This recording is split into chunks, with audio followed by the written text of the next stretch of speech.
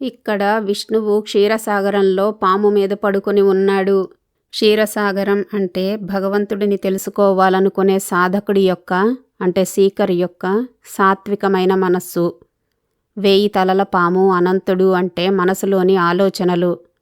పాము కదలటం లేదు కనుక మనసులో ఆలోచనలు లేని స్థితిగా అర్థం చేసుకోవాలి. సాధన చేస్తూ ఆలోచనలు లేని స్థితిలో ఉంటూ అంతర్ముఖమైనప్పుడు సాధకుడు తన హృదయంలోని భగవంతుడిని తెలుసుకోగలుగుతాడని ఇందులో చెప్పారు. లక్ష్మీదేవిని విష్ణువుకి భార్యగా చెప్తారు. దేవతలకి రూపాలుండవు. నతే రూపం నచాకారః నాయుధాని నచాస్పదం ఉపాసకానాం కార్యార్థం బ్రహ్మణో రూపకల్పన. అంటే రూపం, ఆకారం, ఆయుధాలు లేని భగవంతుడికి భక్తుల ఉపాసన కోసం ఒక రూపాన్ని కల్పించారు అని అర్థం. విష్ణువు అనే పదం విష్ణుహు అనే సంస్కృత పదం నుండి వచ్చింది. సంస్కృతంలో పుంలింగ అంటే మ్యాస్కులైన్ జెండర్, స్త్రీలింగ ఫెమినైన్ జెండర్, నపుంసకలింగ న్యూటర్ జెండర్ అనే 3 రకాల పదాలుంటాయి. సంస్కృతంలో విష్ణుహు అనేది పుంలింగ పదం. అందుకే విష్ణువుకి పురుష రూపాన్ని, లక్ష్మి అనేది స్త్రీలింగ పదం. అందుకే లక్ష్మీదేవికి స్త్రీ రూపాన్ని ఏర్పరిచారు. ఈ సృష్టిలోని సంపదంతా పరమాత్మ లేదా విష్ణువుదే గనక లక్ష్మీదేవిని విష్ణువుకి భార్య అని చెప్పారు. ఇక్కడ లక్ష్మీదేవి విష్ణువు పాదాల వద్ద కూర్చుని ఉంది.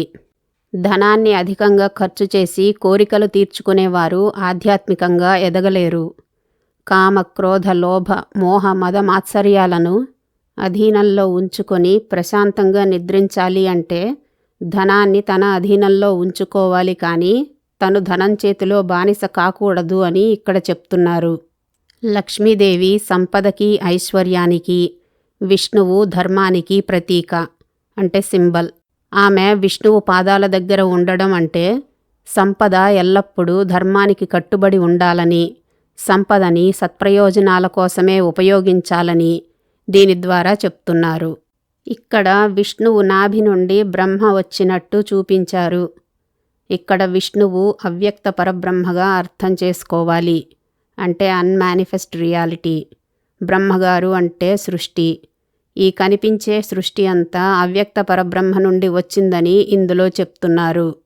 యోగశాస్త్రం తెలిసిన వారు నాభిస్థానంలో శబ్దం పరావాక్కు రూపంలో ఉంటుందని, ఇది పశ్యంతి మధ్యమ అనే 2 దశలు దాటి వైఖరి వాక్కుగా మనకి వినపడుతుందని చెప్తారు.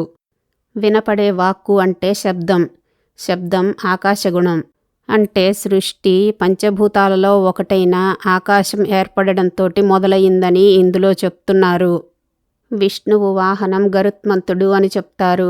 గరుత్మత్ పదానికి చందోమయుడు అనే అర్థం ఉండడం వల్ల ఇక్కడ గరుత్మంతుడు అంటే వేదం అని అర్థం చేసుకోవాలి. సర్వత్రా వ్యాపించి ఉన్న పరమాత్మ లేదా విష్ణువు ఎక్కడికి వెళ్లాల్సిన అవసరం లేదు. వాహనం అవసరం కూడా లేదు. ఆయన అన్ని చోట్ల వ్యాపించి ఉన్నాడు. గరుత్మంతుడి మీద విష్ణువు వస్తాడు అంటే వేదం ద్వారా భగవంతుడు మనకి తెలుస్తాడు అని దీని ద్వారా చెప్తున్నారు. గరుత్మంతుడు సామవేదానికి ప్రతీక అని, సామగానం చేసేవారికి భగవంతుడి అనుగ్రహం త్వరగా లభిస్తుందని కొందరు చెప్తారు.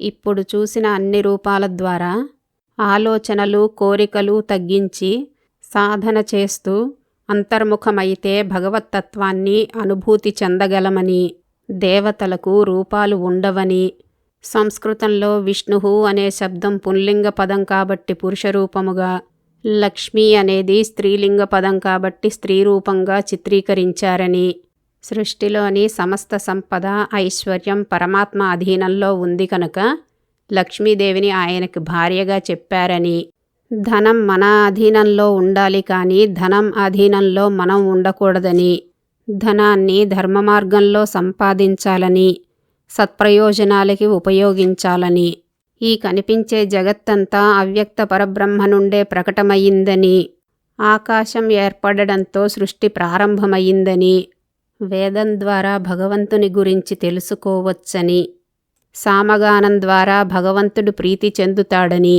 ఇలా వివిధ రూపాల ద్వారా సింబాలిక్గా తెలియజేశారు.